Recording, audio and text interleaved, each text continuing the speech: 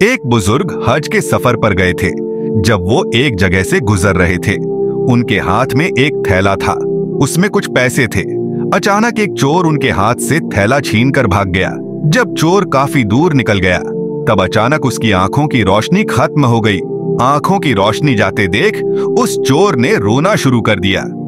जब लोगों ने चोर से पूछा, भाई क्या हुआ, तो वो कहने लगा, मैंने एक आदमी का थैला छीना है। वह कोई बद्धा अल्लाह का करीबी बंदा लगता है। मेरी आंखों की रोशनी चली गई। खुदा के लिए मुझे उसके पास पहुंचा दो ताकि मैं उससे माफी मांग सकूं। जब लोगों ने पूछा कि यह किस्सा कहां पेश आया, तो कहने लगा, फला नाई की दुकान के करीब पेश आया। लोग उसको उस दुकान पर ले गए और नाई से पूछा कि इस तरह का कोई आदमी यहां से गुजरा है, आप उसे जानते हो? उसने कहा, मुझे उसका घर तो पता नहीं। हाँ, मगर नमाज के लिए वह आते जाते रहते हैं। अगली नमाज के लिए फिर आएंगे। लोग इंतजार में बैठ गए। वह बुजुर्ग अपने वक्त पर तशरीफ लाए। लोग उस चोर को उनके पास ले गए तो उस चोर ने जाकर उनके हाथ पांव पकड़ लिए कि मुझसे गलती हो गई, गुनाह हो गया, नादिम हूँ, शर्मिंदा हूँ, मेरी आंखों की रोशनी छिन गई।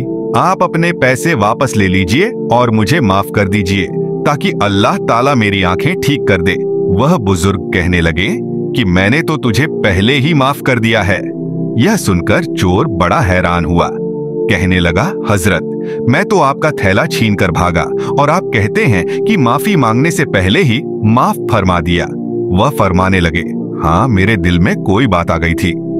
फरमाने लगे, मैंने एक हदीस पढ़ी जिसमें नबी अकरम ने फरमाया कि कयामत के दिन जब मेरी उम्मत का हिसाब पेश किया जाएगा तो मैं उस वक्त तक मीजान के करीब रहूंगा जब तक मेरे आखिरी उम्मती का फैसला नहीं हो जाता। मेरे दिल में यह बात आई कि अगर मैंने इस चोर को माफ नहीं किया तो कयामत के दिन यह मुकदमा पेश होगा और जितनी देर मेरे मुकदमे का फैसला होने में लगेगी, अल्लाह के नबी अलैहिस्सलाम को उतनी देर जन्नत से बाहर रहना पड़ेगा।